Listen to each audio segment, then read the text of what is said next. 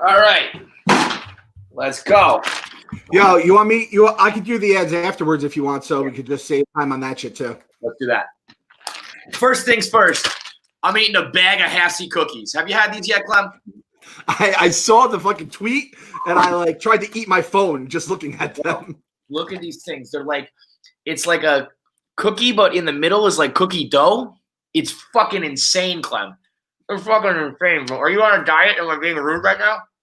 No, I'm on quarantine. The diet is starting. My wife's birthday is Monday, so I was gonna start it Monday. I'm now moving it to Tuesday because we're gonna go out to dinner, do cake, do the whole thing. So get me one. I need to get one of those before I fucking do.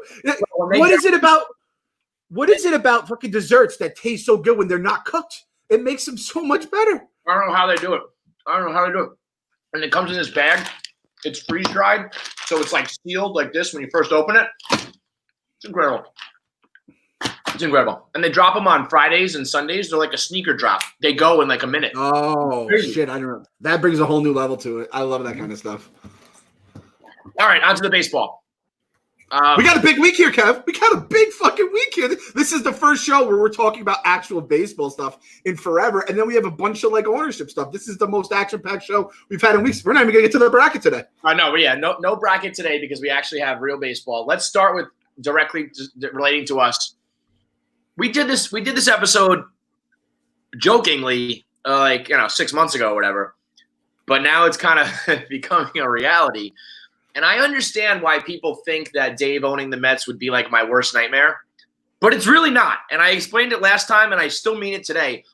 Me, Barstool, I love it, right? Dave owns it. It's the same fucking thing. Like when Barstool succeeds, people don't run around going, "Oh, this must be KFC's nightmare." It's like, no, yeah, I'm deeply invested in something that Dave Portnoy owns, and if it happens with the Mets and we win, as long as we win, I don't give a fuck, man. As long as we win. I remember back in the day when I had to block stuff. That one time you were at the Mets game and you're like, dude, just rip into me. And I was like, oh, this skinny fat blogger at the game. Who's this fucking asshole? And it's like, you are invested in Barstool. Barstool is this. You're going to profit off of the Barstool name. And part of that is, your misery is one of the pillars this company has been built on. And you know what? That's fine. Cash me out. And the Mets are part of that too. Dave Portnoy gets to be on the first float at a parade and he has the fucking trophy and he has the champagne with Rapoli. That is it's a net positive for Kevin fucking Klein. Net positive. I mean, think about it. If there was something I would be like, if I'm not upset with Dave getting $100 million, then I'm not going to care about him celebrating a Mets win. Now on the rundown, he did say, because I said to him, Dave, it's not like I'm worried you would sabotage your own investment to fuck with me.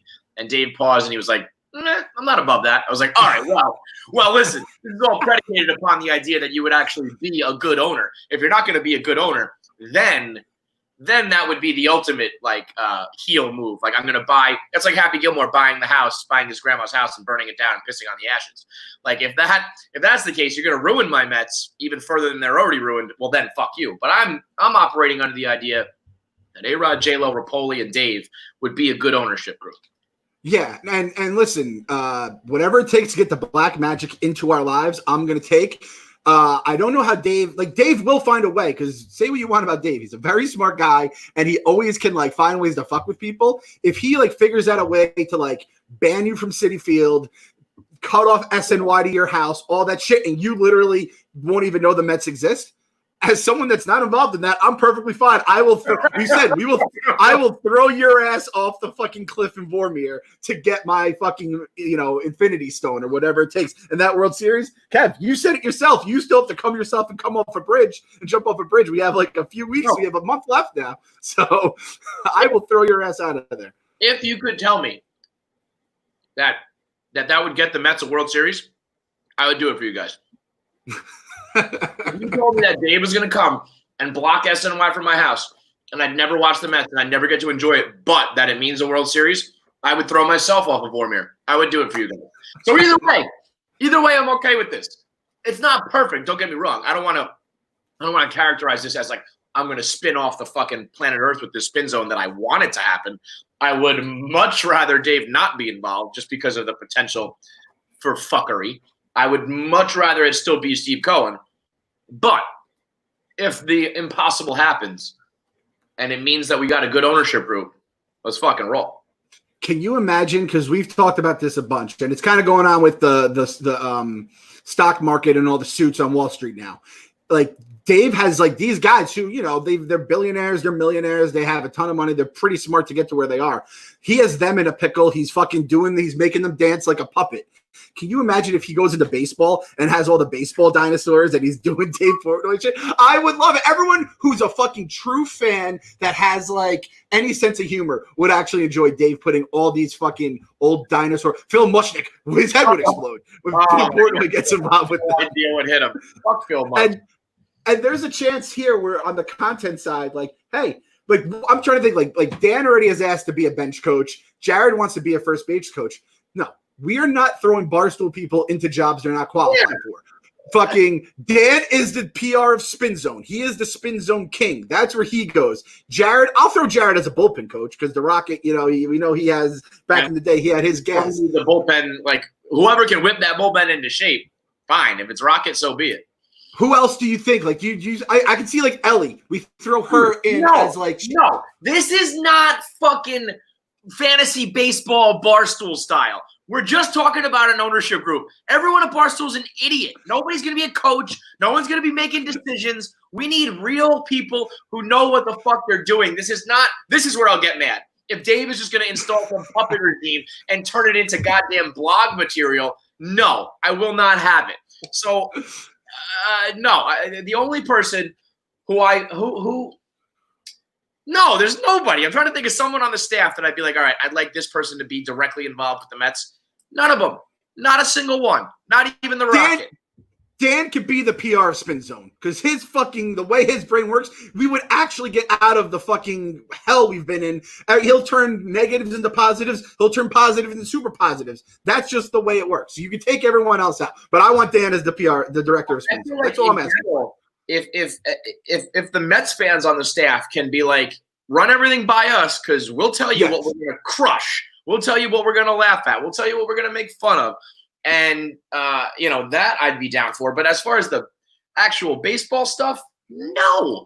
Get real baseball. And you know what? Jay Hay, legit, I have long said that Jay Hay should be a fucking actual GM or at least like an assistant to a GM.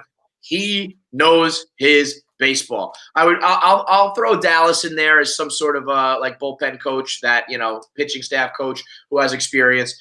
The Rocket can be our mascot. He can do a little Mr. Mid action. And I want Jay Hay like making decisions, to be perfectly honest, because you need some new fresh blood in there with a new baseball mind in there. That's the guy I would want. But here's the problem. We can also form Mets Fans Anonymous. Like we can legitimately form Mets Fans Anonymous. We'll have meetings in Queens. We'll have like a section of the stadium, like up here is where we meet. Mets Fans Anonymous and then Fans of Anarchy are the problem here is, and I don't think people quite understand the amount of money it takes. But like Mike Rapoli is a baller, right? He's got $1 billion, a single billion. It's not that much money. It's crazy. It's just not that much money. And Dave is big money for us. He is like a tiny fish in a huge pond in the sports franchise world. I think J-Rod and Alo, and Rapoli can probably scrounge together like $1 billion, 750, and then you got to leverage the rest and have loans and shit or a bunch of other investors, which is not chump change. It's not ashtray money, but we went from 2.6 billion from a single man to this, let's hodgepodge, let's piece it together, piecemeal, and that's not, I know the names are sexy, but I still feel like Steve Cohen is, far and away the best option, and homeboy from Philly, Harris, is like, I feel like it's like, I think Laura Goldman said it's like dead on arrival. Like the offer he made is just like, nah, not happening. So it really leaves one suitor in my mind. If Rapoli, if there's another Rapoli, there's another big name, maybe that conglomerate becomes much more serious. But at the end of the day, we've heard enough reports that Steve is still lurking. And if he's serious about it, he's going to swoop in. this is what I'm going to say about the Rapoli thing. So, like my final thoughts on it. I think it's awesome. I think he's exactly, Queens guy, went to school in Queens, Mets fan his whole life. This is the kind of guy we want. This is the reason we love Steve. But Steve and Mike are two completely very different level, right? It's like tier one, and a whole different, fucking Steve Cohen's a whale shark. He is like a fucking It's crazy that Steve Cohen would be like, oh, Rapoli, like, yeah, that's cute. Rapoli he's a billionaire, and people are like, yeah, it's not enough. It's crazy how expensive these franchises are. And like you said, they like those like the A-Rod, Rapoli team and J-Lo, they have to get other investors, and then those other investors then have all their kind of little question marks, and like the owners have to approve this stuff. And I'll tell you, I think A-Rod right off the bat, they're going to be a little wary of. I don't think Manfred liked A-Rod. That Screwball movie, like Manfred was like against A-Rod in the movie. If you watch it, like they had their own little thing. So I don't think A-Rod is like this glowing thing. And then you have all these other investors going in and all their cons to go with their pros, especially because baseball's going to need an owner that spends money because they're about to fucking get their dicks kicked in probably over the next few years. And then this Harris Blitzer thing, I mean, 1.4 billion is what they're, and like our Khaleesi Goldman, she said that's dead on arrival. They said 1.4 billion. That's half of what Steve Cohen offered. I mean, if you're the Wilpons and you're sitting at home, and then the latest report was that the Wilpons but are really trying to sell by 2020. Like by 2021, they want out. So by the end of the year, this should be done. But you've got to be sitting there thinking like, well, we had almost $3 billion and we got cute with it and fucked it all up. And now we're forced to sell in the middle of a pandemic at half the cost. I mean, that is an all-time blunder. One of the Mets fans tweeted me and said, like, how many people make a $1 billion mistake? At the end of the day, like the Wilpons are going to sell this thing and good for them, but very few people are in position to make a $1 billion mistake. They could have had it for 2.5. They're going to get it for like 1.5, and they have nobody to blame but themselves. That's an all-time blunder. And like you said, that 1.5, like if that number is out there so it's like Rapoli, they're going to have to get other investors. I don't know if that's even going to happen. I know they had the Florida Panthers guy who dropped out, and we're getting, that's the ththing. We get the reports, and then within like 24 hours, they're getting declined. Did you hear about these guys, the Rubin brothers? Yeah. So they're the second wealthiest family in the UK, which immediately I'm like, that's a lot of money, right? Yeah. But they're already out. It sounds like that was never really a thing. All these people, like the fact that it's gone across the sea and they're like, holy shit, this, Major League Baseball, all these franchises go up in value, and the New York Mets have been so comically. You could buy the Pirates, and in like 10 years, you're going to make a fortune on it, right? The New York Mets have been so comically mismanaged. We are the supermodel that has just been dating the dud and like kind of let ourselves go a little bit. But they're like, this is like a fucking gem. It's like, it's a supermodel mixed with like a saint of a fucking soul of a person. And they're like, this thing, you could get so much money off it. Now, this is the thing though, 1.4 billion for these fucking Harris Blitzer guys. This is the guy who they're going up against. This is from the book Black Edge. We got this tweeted at us. Who tweeted? Do you know? Let me see if I can find who tweeted it at me. This is it's an excerpt. This is from Taco J and Juice. Tweeted this at me. Okay. Great name. This is from the book Black Edge about Steve Cohen. Steinberg got Cohen on the phone and introduced himself. Listen, he said, it's come to my attention that you're the other guy bidding against me on this house. My wife really has her heart set on it. Cohen replied that his wife would also be devastated not to have the house, and therefore he had every intention of buying it. You're not going to buy it, Cohen said. I am. When Steinberg asked why, Cohen said, because I have more money than you. This is getting out of hand, Steinberg said, growing exasperated. Here's what I'm willing to do. I'll give you $1 million to walk away. There in itself, preposterous. Craziness. We're talking like some indecent proposal type shit. Like, here's $1 million. Like, you don't get the house, give me your wife, and you disappear type shit. I mean, this is the mentality of the guy we're talking about. And that's why I keep saying, if he does have interest, he does not lose. He gets it, and that's it. This is his reply now. What am I going to do with $1 million? Cohen said, then paused. Here's what I'll do, he said, chuckling. Let's flip a coin for it. What? Steinberg said. I'll flip you for it, Cohen said. Steinberg was insulted. He knew that his wife would be horrified if she found out that he had flipped a coin in order to buy their house. It was absurd. No, he said. Cohen hung up the phone. Then he called his real estate agent, raised his bid to $14.8 million, and bought the house with cash. That is our guy. That is the man we need to not only take care of business here, but take care of business when he has the team and is like, fuck it, we need Mookie Betts. Here's another fucking $100 million to get the deal done. Straight cash, homie. I mean, as I hear these things, I really think it's comical that we think it's going to be anybody but him. I mean, yeah. I repeat myself over and over. It's only up to him. He holds the key. Like, if he decides he doesn't want it, if he decides he doesn't want to deal with Manfred, if he doesn't like the Wilpons, if he just doesn't want to own a baseball team that much, fine. But that's the only thing that will stop him. Money won't stop him. The Wilpons won't stop him. Other bidders won't stop him. It's totally up to him. Unless like a fucking Saudi prince shows up, because those are the only guys on the planet who have more money than him.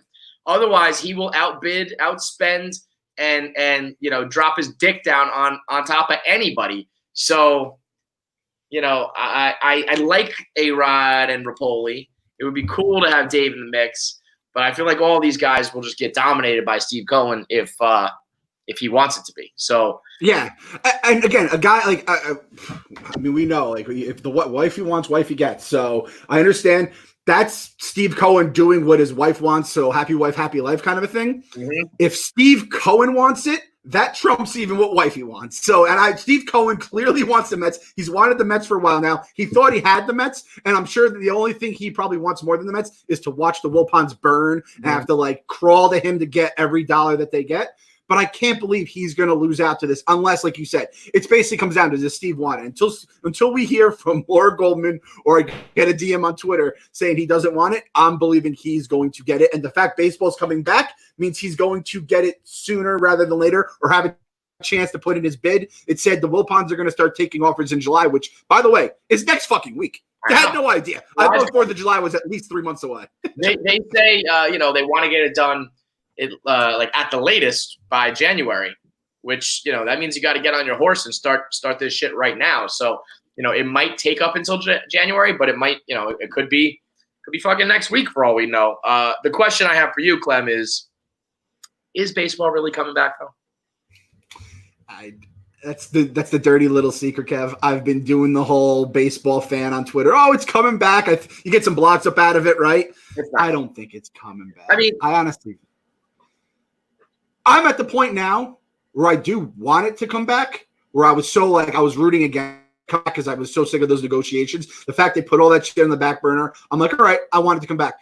There's so much other shit. I feel like there's still one huge left turn that's going to come here where it's the players are going to put some grievance in, or there's going to be some kind of funny business with the numbers. And then let alone the fact that this pandemic is fucking everything that happened here. It's happening south of the Mason-Dixon line right now. The left turn coming is the fucking wave of coronavirus that's going to hit. I mean, the NBA, Buddy Hield tests positive, Jokic tests positive, major stars are starting to get it. The states and cities they are planning to do these things in are skyrocketing. And here's the thing with baseball.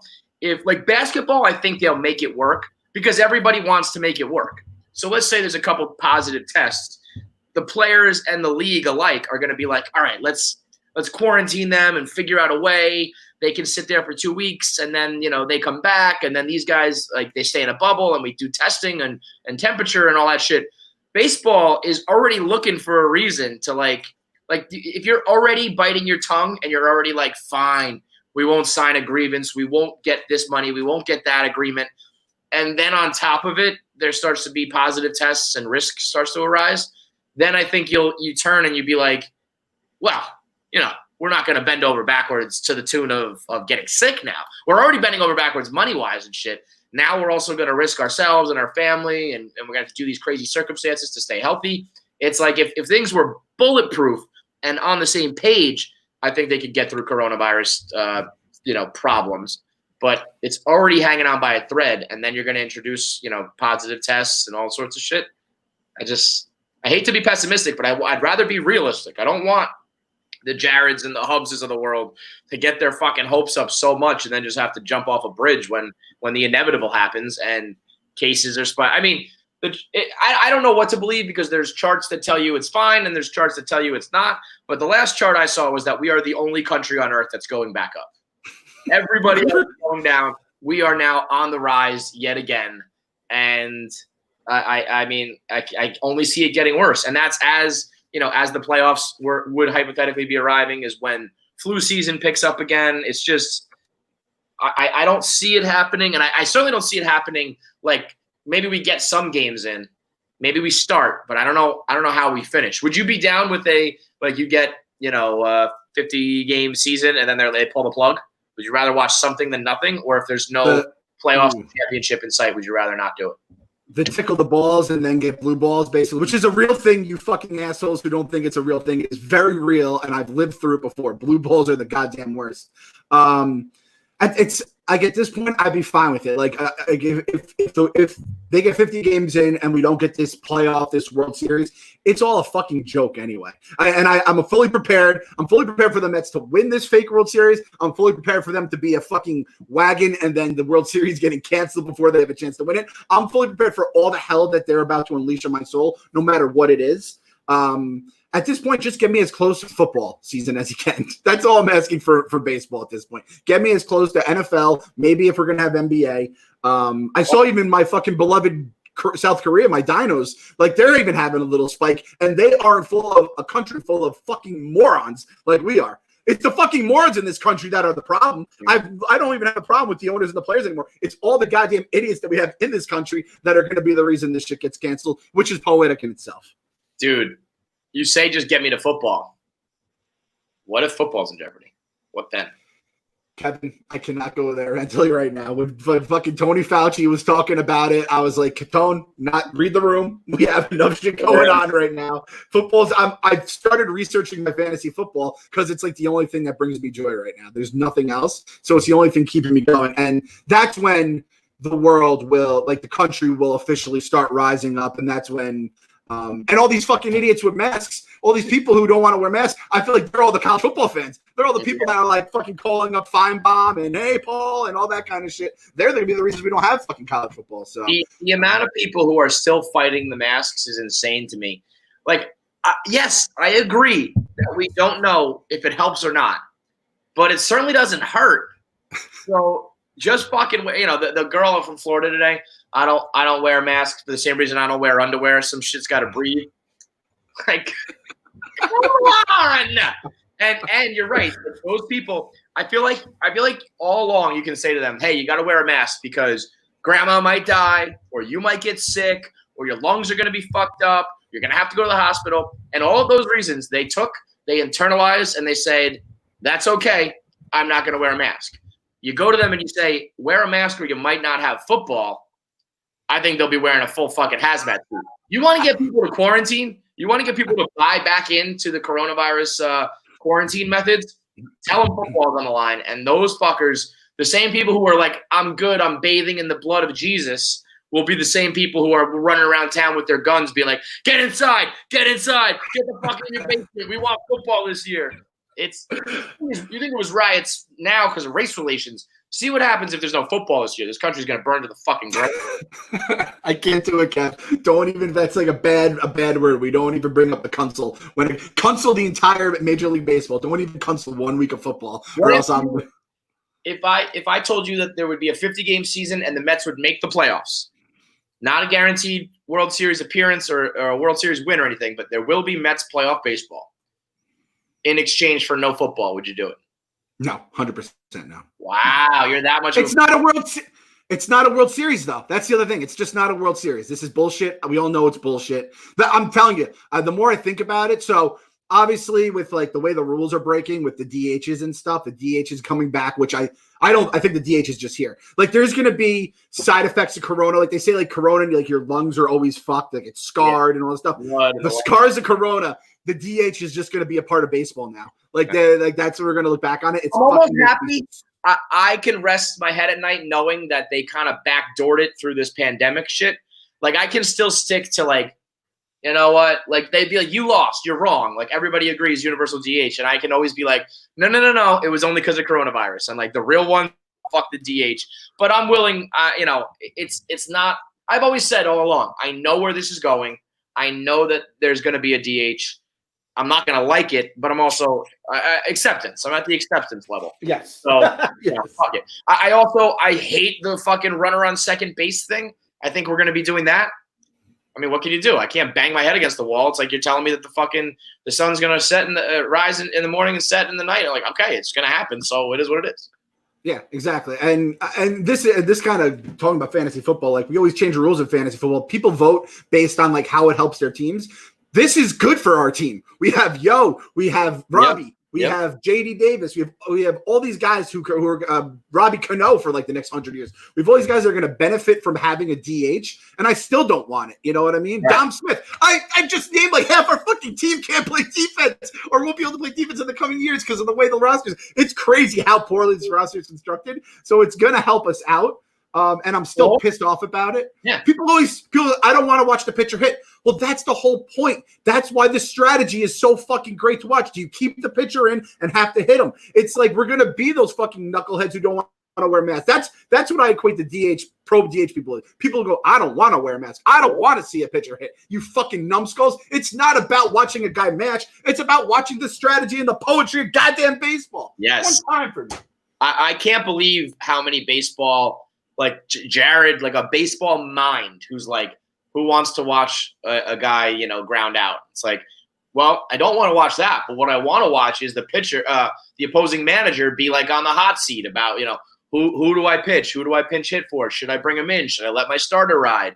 Like double switches. That shit. I like double switches and shit. Having the even just the value in turning over the fucking lineup. Like I love when your 8-hitter gets a hit. It's like, all right, well, next inning's gonna be solid.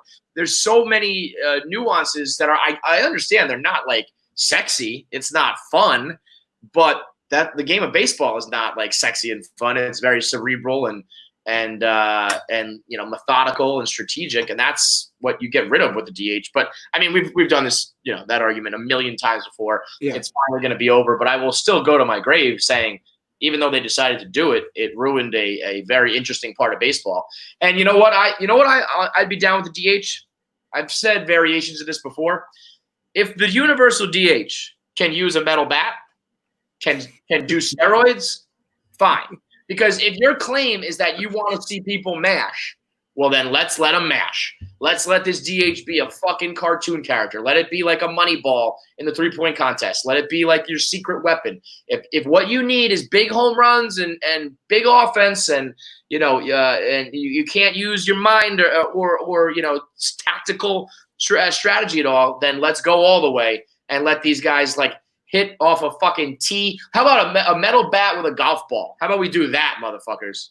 Yeah, and I don't want to see any of these players smaller than the mountain. I want every fucking guy being the mountain. You get tested for steroids before the game. If you test negative, you can't play. Yeah. You have to have steroids going through your veins at the time. That's what I'm 100% in. Let's make it a fucking cartoon sport at this point. It's literally chess versus checkers. Mm-hmm. Everyone gets a fucking king in checkers. Everyone has a king, and that's your guy. He can jump around the board wherever the fuck you want. Yep, I'm 100% in for this. Let's fucking roll.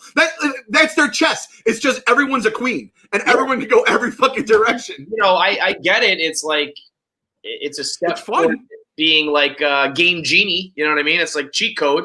But I'm just surprised. I can understand casual fans who want that. I was always surprised by like former pitchers or people who are like diehard baseball fans who really want the DH all because of like there's an easy out. It's like, well, you know what? Catchers are usually pretty light hitting.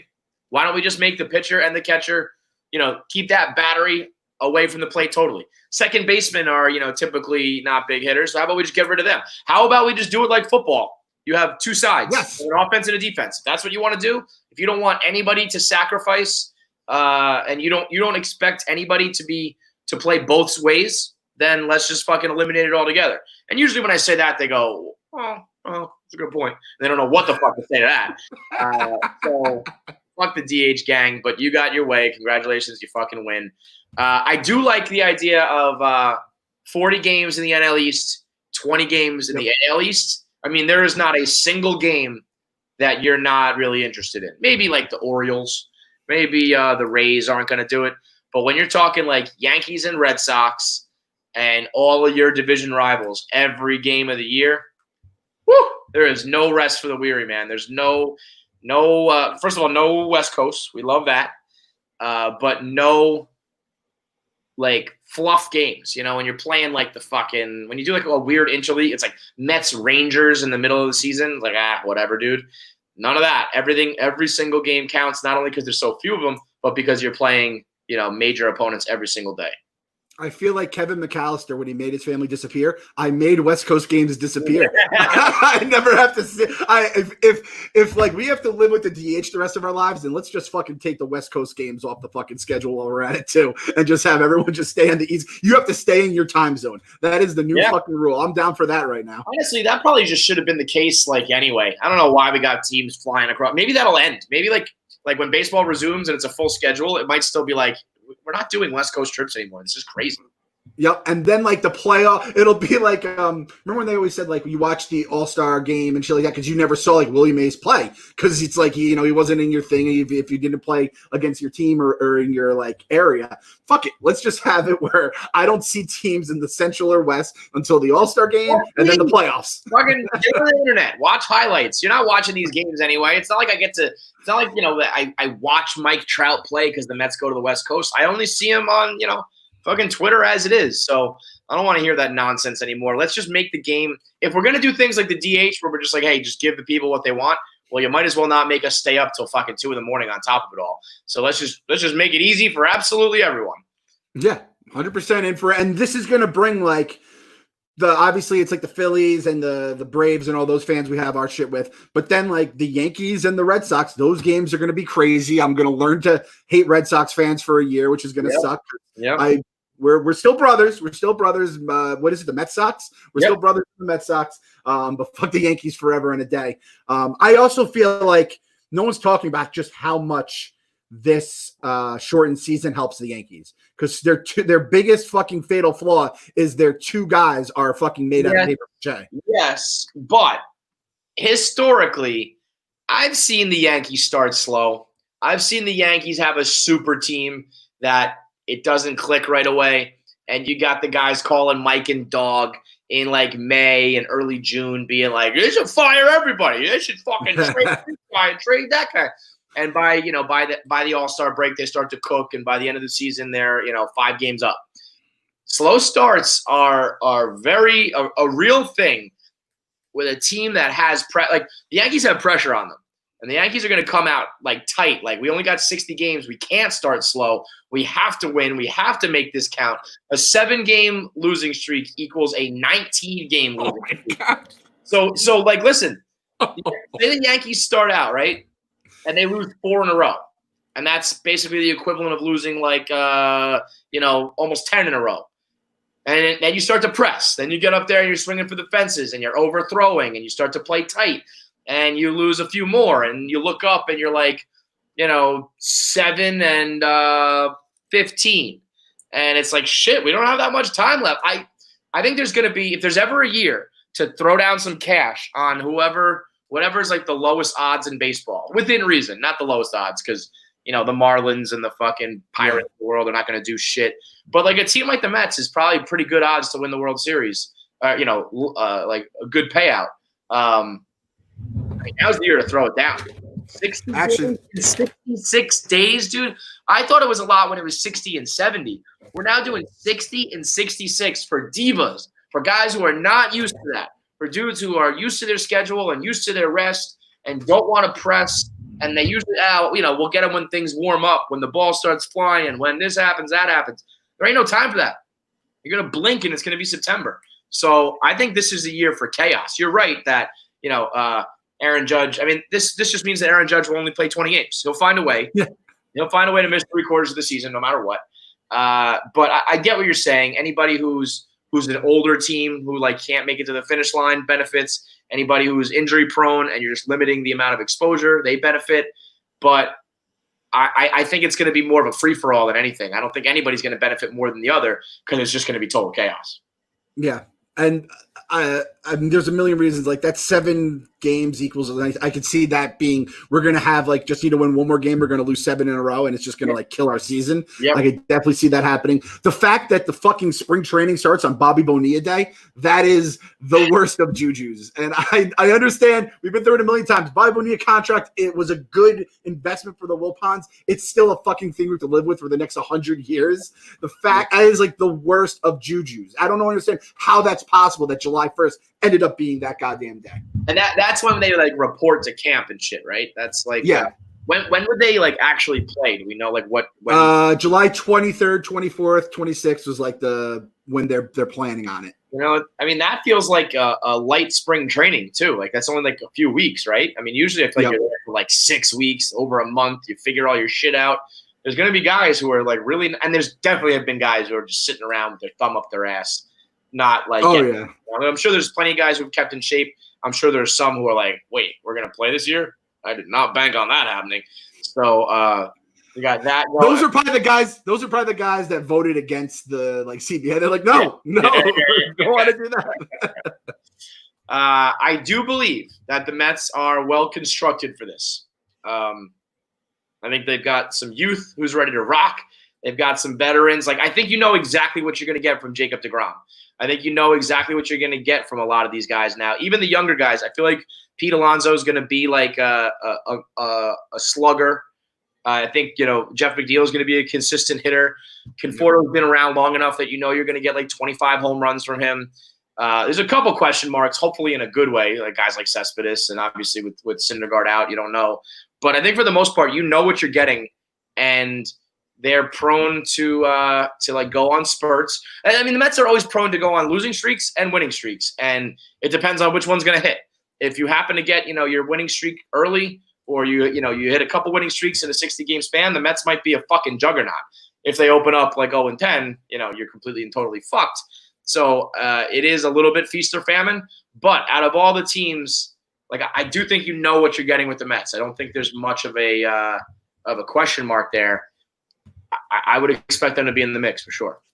Yeah, this team is fucking good. It's a good team. I mean, it would have been nice if obviously Noah showed up looking like Fat Thor, that actually would have been hilarious. Like I almost wish he was healthy just for that. Even if he would have had like a 7 ERA, it would have just been the perfect way to kind of like sum up his time in Queens. But I mean, that's the worst part about this team. I blogged a hype video about the team yesterday. I was like, holy shit, last year was so much fun. For as much psychological damage as it did, there were so many just fun high moments with the ripping of the shirt and all the Pete bat flips and home runs and JD Davis banging on the dugout, Scooter and the big fella, Dom Smith on a scooter. When scooters are involved, good shit's usually happening, right? Yeah. But then it's like the bullpen was so goddamn bad, and I'm not ready for like Edwin Diaz. If 7-game losing streak is like a 19-game losing streak, like a blown save is like a 5 blown saves in a row. Edwin Diaz could it might actually kill multiple Mets fans this year from heart attacks. Is Betances healthy? Where's he at? I haven't heard anything. I saw Yo is looking good. They think he'll be ready by opening day, which is crazy. Like they thought he'd be ready opening day in April, so I fucking hope he's ready in July. End of July. That's how you know that when they said I'll be ready by opening day in April, it was completely garbage because they're like he might be ready by July 24th. I mean, that's like you were fucking lying straight to our faces. If that fat son of a bitch and that thick boy can just be DH and just mash to the fucking moon. Oh, mama. You never know.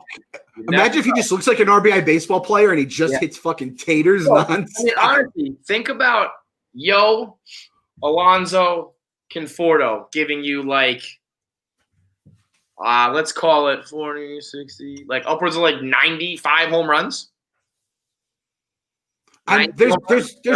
There's no hole in this lineup. I mean, that's the craziest thing because there's so many. If Yo's not good, Dom Smith's going to fill in that DH spot. Davis can go in and out if you're playing people in the outfield. It's like a legitimate lineup. Ramos at catcher, Pete at first, Robbie Cano at second. Short is Rosario, who we just forget about, right? Yeah, Rosario. I think now would be the year for Rosario to finally turn out like a solid season, start to finish. Yeah, we can do it. You know what I do? Also, here It says Shmita Alonso said 80% in terms of what's his name? Betances. So with an Achilles, we'll see. Hopefully he's just like, again, if guys are focused, which it seems like he's probably someone who's focused on looking good so he can get their next contract. Right. I mean, shit, why not? The only thing I do worry about, and I said this about DeGrom, and he proved me wrong. I said DeGrom's eventually going to have to regress, and he just didn't. He just went out there and did it again. And I'm almost bracing for him to like win a third Cy Young, and maybe this is finally the year he does regress. I don't know, but Pete Alonso could go out there and hit 35 home runs and have it be a drastic drop off in production. And it's not really like, I wouldn't even call it like a sophomore slump, you know? Yeah. Like, it's tough to go out there and hit another 50 home runs. You could have a great season and hit, I mean, obviously not 50 because you got to adjust it. But I'm saying that pace, you know, he could hit at a pace of like 35 home runs for a full season, and it would be a great year. And that's a lot of production that you have to make up. Because, you know, the book's going to be out on him a little bit. The circumstances are a little funny. Who knows if it's good for him or bad for him. I'm just saying you can't expect a 53 over 162 type of season again for him because it's not fair to ask a kid to do that. You know what I mean? So you got to be fair for that. The only way you can is I feel like that motherfucker Manfred, he's going to make last year's baseballs seem like nothing. He's going to juice the fuck out of them. Yeah, you can tell me. I mean, if you tell me that there's just as many juice balls, it's like if Pete Alonso makes contact with a juice ball, it's going to go far every time. Like there's no way that can regress because that's just physics. So, Mr. Vulgar himself, Mr. Fuckbomb himself, Pete Alonso, I hope he goes out there and mashes again. He has every chance that he might do it. I'm just saying that as fans, I feel like it would almost be unfair to like pencil that in, expect that to happen because it's a lot to ask. I think you just came up with a new name for Pete Alonso. The fuck bomb. That's so much better than the polar bear. The fuck bomb. And then everyone's just tweeting. It was so forced. Like it's just not a good nickname. The fuck bomb. Every time he hits a home run, we call it a fuck bomb. And like people like Mushnick will lose their shit. And it's like fuck bomb is trending on Twitter. I mean, because that's what it is. When Pete Alonso hits the baseball, he hits a fuck bomb. That's. I mean, print the shirts. It's going to be very hard to sell those because it's always hard with vulgarity. But the fuck bomb, that is Pete Alonso. I think that's kind of how we had the Conforto shirt with the O was a bomb. Maybe we'll just sell fucking U was a bomb or some shit. I like the fuck bomb. We don't. Maybe it's not T-shirt worthy, but we can start we can get it on. We can get it on Twitter. Like every time he hits a home run, you put up the Conforto mom. Every time Pete hits a home run, you say fuck bomb. Let's go. Fuck bomb. Let's fucking go. Fuck bomb. All right, so we'll get back into our bracket next week. A lot to digest with the Rapoli rumors and the Cohen rumors and the baseball rumors in general. Final prediction, though. Will there be baseball? How much baseball will there be? Will there be a postseason? Your overall predictions on what ends up happening with Corona and MLB. Mine right now? Yours right now. I hate to do it. I honestly think something's going to happen. There's just too much. Like we're all just putting our heads in the sand. We're like the baseball writers in the '98 home run chase. We're just going to be like, well, I can't believe we didn't see that coming. Like it's coming. It's a fucking train. There's like 7 trains coming, and and the baseball season is on the tracks. I don't think it's going to happen. I want it to, but I honestly don't. Yep. I think they'll start. I think that there'll be a couple positive tests that they'll be like, well, we're prepared for this. We have to insulate from this. We can't cancel just because there's a couple guys. And then there will be like one team that gets hit with like a slew of them. And I don't even think it'll necessarily be like out of hysteria. It'll be like we have one like entire team that really can't take the field. And, once that happens, like the scheduling goes out of whack and it just doesn't work. So I think that they'll play and then pushing like September, there'll be like 10 guys get it. And, oh, shit, I got to run. I got my interviews early. Yeah. All right. We'll catch you later. All right. So that's it. We got some new ownership shit coming up. We got potentially a goddamn season. And most importantly, Pete Alonso from here on out is known as the fuck bomb. Love you guys. We got to believe.